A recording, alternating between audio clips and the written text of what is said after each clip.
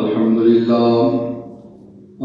لله الذي أعلى منزلة المؤمنين بكريم خطابه ورفع درجة العالمين بمعاني كتابه وخص المستنبطين منهم بمزيد الإصابة وصوابه والصلاة على النبي وأصحابه والسلام على أبي حنيفة وأحبابه. أما بعد فأعوذ بالله السميع العليم من الشيطان الرجيم. بسم الله الرحمن الرحيم. ألف لام ميم ذلك الكتاب لا ريب فيه أو كما قال عليه الصلاة والسلام صدق الله وصدق رسوله النبي الكريم الأمين ونحن على ذلك لمن الشاهدين والشاكرين والحمد لله رب العالمين. تمام حضرات اللهم صل على محمد وعلى آل محمد كما صليت على إبراهيم وعلى آل إبراهيم إنك حميد مجيد. اللهم بارك على محمد وعلى آل محمد كما باركت على إبراهيم وعلى آل إبراهيم إنك حميد مجيد. سامعین محترم، قرآن مجید فرقان حمید کی سورہ بقرہ کی ابتدائی آیات آپ حضرات کے سامنے تلاوت کی. اللہ جل شانہ و والو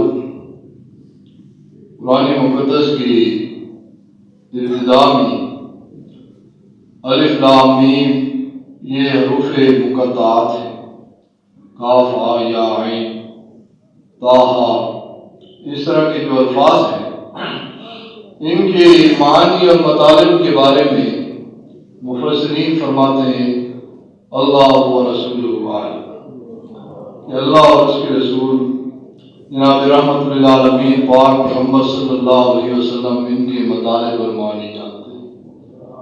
لیکن بعض مفسرین نے اپنے مزاج کے مطابق کوشش کی ہے ان الفاظ کا ترجمہ کرنے کے لیے کہ الف سے مراد اللہ رب العزت کی الوہیت مراد ہے، اللہ رب العزت کی ربوبیت مراد ہے، اور لام سے جبرائیل علیہ السلام کی صداقت مراد ہے، اور میم سے جناب رحمت للعالمین پاک پیغمبر صلی اللہ علیہ وسلم کی ذات اقدس مراد. یہ ساری حروف مقطعات کے بعد فرمایا ذالک الکتاب، یہ جو کتاب ہے لا ریب فیہ، اس کے اندر کوئی شک نہیں ہے، کوئی شک نہیں. آگے اللہ جل شانہ و والو نے متقی لوگوں کی نشانیوں کو بیان فرمایا، اور ایک عالم نے بڑی زبردست اس کی تشریح کی ہے کہ اگر یہ چار نشانیاں ویسے آپ کو سمجھنا ہے تو اللہ جل شانہ و والو نے رحمت للعالمین پاک پیغمبر صلی اللہ علیہ وسلم کے چاروں خلفاء سیدنا صدیق اکبر رضی اللہ عنہ، سیدنا عمر فاروق رضی اللہ عنہ، سیدنا عثمان غنی رضی اللہ عنہ، اور سیدنا علی المرتضیٰ شیر خدا رضی اللہ عنہ، فرمائے کہ ان چاروں حضرات کو صفات کو، ان کی زندگیوں کا مطالعہ کر لیں تو فرمائے کہ آپ کو متقین کا ترجمہ سمجھ آ جائے گا. الذین یؤمنون بالغیب، فرمائے کہ وہ لوگ جو غیب پر ایمان لے آتے ہیں. جناب سیدنا صدیق اکبر رضی اللہ عنہ اس سے مراد ہے کہ رحمت للعالمین پاک محمد صلی اللہ علیہ وسلم نے جب نبوت اور رسالت کا اعلان فرمایا تو جناب سیدنا صدیق اکبر رضی اللہ تعالیٰ عنہ تجارت کے سلسلے میں سفر پر تھے۔ جب واپس پہنچے مکہ مکرمہ کے قریب تو ابو جہل جو رحمت للعالمین پاک پیغمبر صلی اللہ علیہ وسلم اور مذہب اسلام کا سب سے بڑا دشمن، وہ دوڑتے ہوئے مکہ کی سرحد پر گیا کہ رحمت للعالمین پاک پیغمبر صلی اللہ علیہ وسلم کی جان نثار ساتھی جناب سیدنا صدیق اکبر رضی اللہ تعالیٰ کو یہ معاملہ جا کر کے بتاتا۔ تو ملاقات ہوئی، کہنے لگا کہ ایک شخص جو بظاہر انسان ہم ہی میں سے، وہ دعویٰ کرتا ہے کہ اللہ رب العزت نے ان کو نبوت اور رسالت عطا کی اور ساتھ ساتھ امام الانبیاء کا منصب بھی عطا فرمایا، ختم النبیین کا بھی اعزاز عطا فرمایا۔ سیدنا صدیق اکبر رضی اللہ عنہ کی ذات پر قربان ہے، فرمایا کہ زیادہ بحث کرنے کی ضرورت نہیں، پہیلیاں بجانے کی ضرورت نہیں، مجھے یہ بتاؤ یہ کس شخصیت نے دعویٰ کیا ہے؟ اس نے کہا آپ کے دوست جناب محمد صلی اللہ علیہ وسلم نے یہ دعویٰ فرمایا۔ فرمایا کہ جب انہوں نے یہ اعلان فرمایا ہے تو میں اس کی تصدیق کرتا ہوں، یہ ہے الذین یؤمنون بالغیب۔ ابھی رحمت للعالمین پاک پیغمبر صلی اللہ علیہ وسلم سے ملاقات نہیں، آپ کی زبان سے نہیں سنا، لیکن یوں ہی آپ کے کانوں پر یہ آواز پڑی کہ رحمت للعالمین پاک پیغمبر صلی اللہ علیہ وسلم نے نبوت کا اور رسالت کا اعلان فرما دیا، اور میں آمنا وصدق، میں ایمان لایا اور میں اس کی تصدیق کرتا ہوں۔ آگے فرمایا وَيُقِيمُ الصَّلَاةَ، فرمایا کہ جو متقی کی دوسری نشانی یہ ہے کہ وہ نماز کو قائم کرتے ہیں، ایک ہے ادا کرنا، ایک ہے قائم کرنا۔ قائم کرنے سے مراد یہ ہے کہ شروع سے لے کر کے پھر مرتے دم تک، آخری دم تک، آخری سانس تک اس پر قائم اور قائم، اس کو قائم رکھا۔ تو اس سے مراد سیدنا عمر فاروق رضی اللہ تعالیٰ کہ جب آپ ایمان لے آئے اور سیدنا بلال رضی اللہ عنہ نے نماز کی تیاری کے لیے اعلان فرمایا تو سیدنا عمر فاروق رضی اللہ عنہ پوچھنے لگے کہ یہ عبادت ہم کہاں پر کریں گے؟ تو بتایا گیا کہ ارکم کے مقام پر یا خفیہ جگہ پر اللہ رب العزت کی اس عبادت کو قائم کیا جائے۔ تو سیدنا عمر فاروق رضی اللہ عنہ نے فرمایا کہ ہو اللہ رب العزت کی عبادت اور عمر اسلام لے آئے اور چھپ کر کے ہو، پھر عمر کے اسلام لانے کا کیا ہے؟ خانہ کعبہ میں جا کر کے اس کو ادا کرتے۔ یہ ہے الذین یقیمون الصلاۃ۔ اور پھر سامعین محترم اس طرح قائم کیا نماز کو کہ آخری وقت ہے، مصلی کے اوپر ہے، ایک بدبخت نے خنجر مارا نماز کی حالت میں، نماز پڑھا ہے۔ سیدنا عبدالرحمن ابن عوف رضی اللہ عنہ سنبھالنے کے لیے آگے بڑھتے ہیں، فرمایا کہ نہیں، پہلے نماز کو پورا کرو، میری تو خیر ہے، مجھے بعد میں دیکھ لیں۔ یہ سیدنا عمر فاروق رضی اللہ عنہ جناب رحمت للعالمین پاک پیغمبر صلی اللہ علیہ وسلم نے وَمِمَّا رَزَقْنَاهُمْ يُنْفِقُونَ، یہ تیسرا اللہ جل شانہ و منوالو نے متقین کی یہ نشانی بیان فرمائی کہ جو اللہ جل شانہ و منوالو نے ان کو مال عطا فرمایا اس کو وہ لوگوں کے اوپر خرچ کرتے، جو رزق عطا فرمایا اس کو تقسیم کرتے ہیں، اپنے پاس روک کر کے نہیں رکھتے۔ اس سے مراد سیدنا عثمان غنی رضی اللہ عنہ رحمۃ للعالمین پاک پیغمبر صلی اللہ علیہ وسلم کی خدمت اقدس کے اندر ایک اعرابی آیا، عرض کرنے لگا یا رسول اللہ صلی اللہ علیہ وسلم، مالی طور پر حالات بہت کمزور ہیں، کوئی اور وسیلہ و ذریعہ نہیں ہے، آپ مہربانی فرمائیں مجھے کچھ چیز عطا فرما دیں، کچھ رقم عطا فرما دیں۔ آپ نے بیت المال کی طرف اشارہ کیا، غنائم اس وقت تقسیم ہو چکے تھے، کوئی چیز باقی نہ بچی۔ فرمایا کہ جاؤ سیدنا عثمان غنی رضی اللہ عنہ کے دروازے پر چلے جاؤ اور ان کو میرا پیغام دے دو، وہ آپ کی خدمت کر دیں گے، آپ کو کچھ نہ کچھ دے دیں گے۔ یہ راوی پوچھتے ہوئے جانتا نہیں تھا سیدنا عثمان غنی رضی اللہ عنہ، ان کے دروازے پر پہنچا، دستک دی، دستک سے پہلے گھر کے اندر سے شور آ رہا ہے اور ایک شخص سیدنا عثمان غنی رضی اللہ عنہ فرما رہے ہیں اپنی بیوی سے مخاطب ہو کر کے کہ جو چراغ کے اندر جو دھاگا ڈالا ہے وہ موٹا کر کے ڈال دیا ہے، اس کی وجہ سے تیل بہت زیادہ خرچ ہو گیا ہے، کل بھی اس سے کام چل سکتا تھا اگر دھاگے کو باریک رکھا گیا۔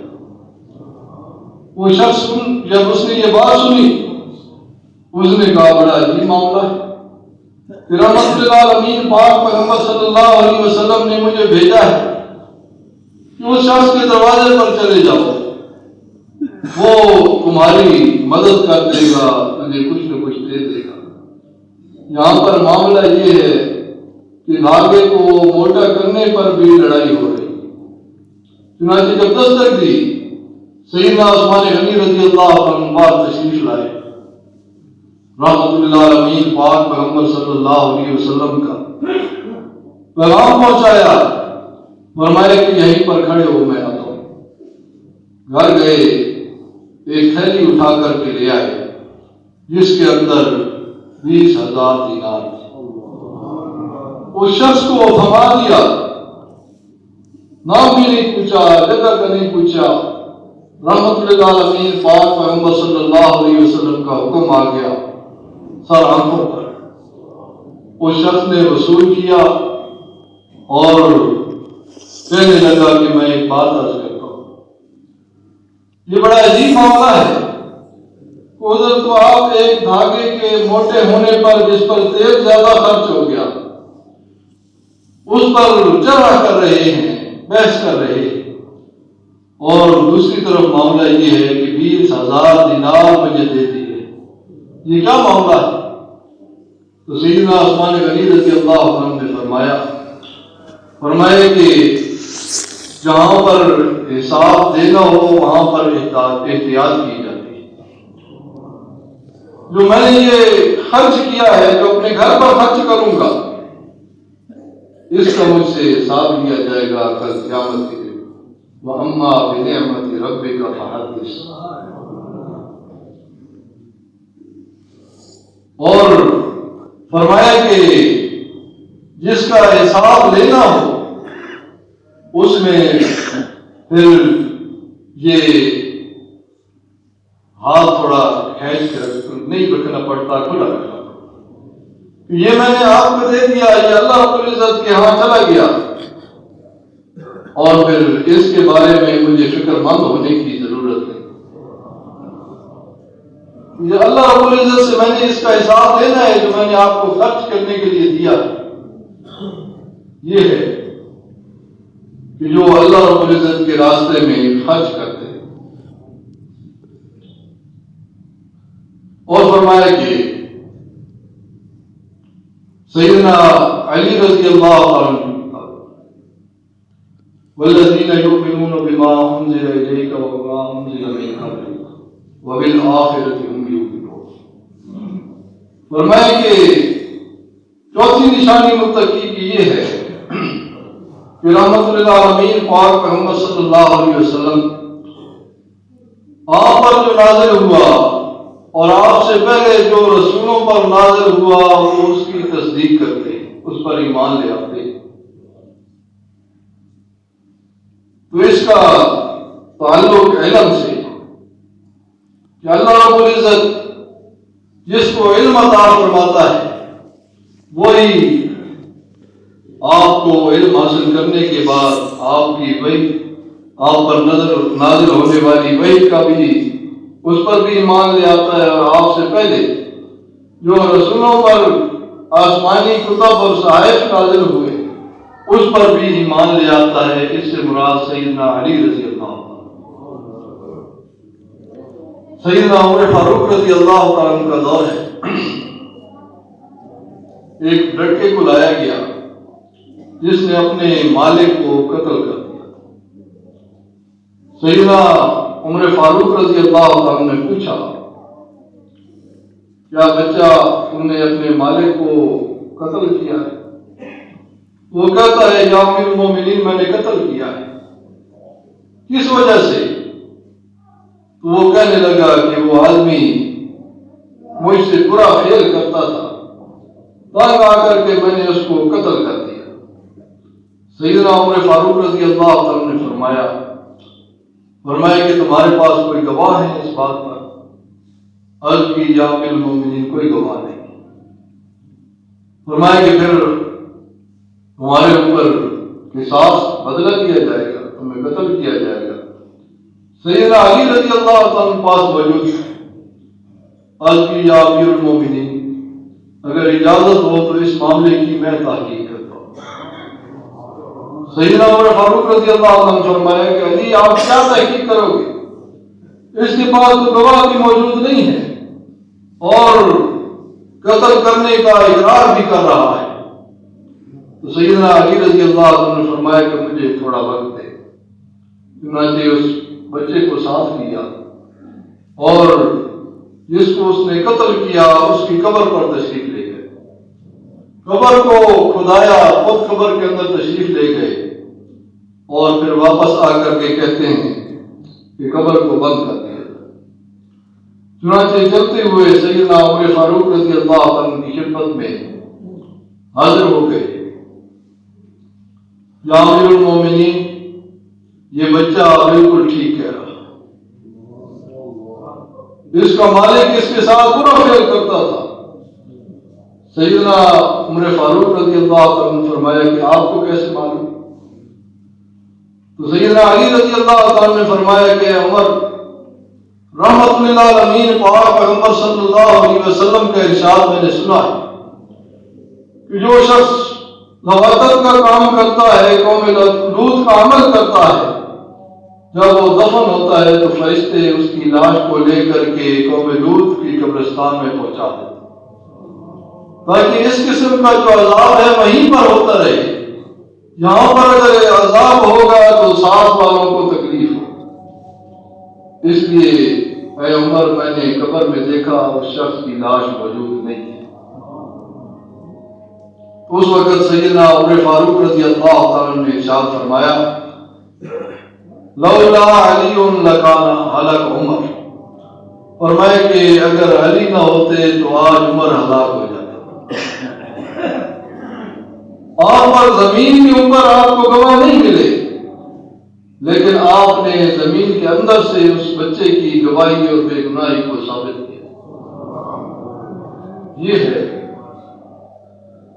کہ جو پاک پیغمبر صلی اللہ علیہ وسلم آپ پر جو نازل ہوا اور جو آپ سے پہلے نازل ہوا، فرمایا کہ اس کے اوپر ایمان لے آتے ہیں، اس کا علم کرتے ہیں. اس سے سیدنا علی رضی اللہ تعالیٰ عنہ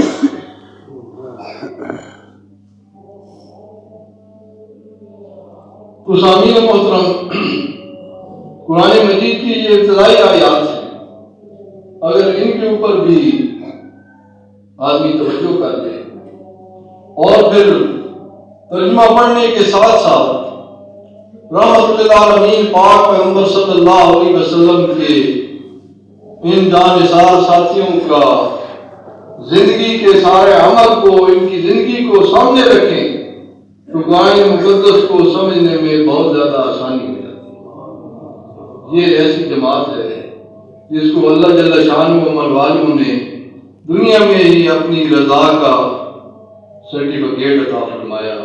دعا ہے کہ اللہ رب العزت ان حضرات کے ساتھ محبت کرنے کی توفیق عطا فرمائے اور ان کی تعلیمات پر، ان کی نقش قدم پر چلنے کی توفیق عطا فرمائے۔ وآخر دعوانا الحمدللہ۔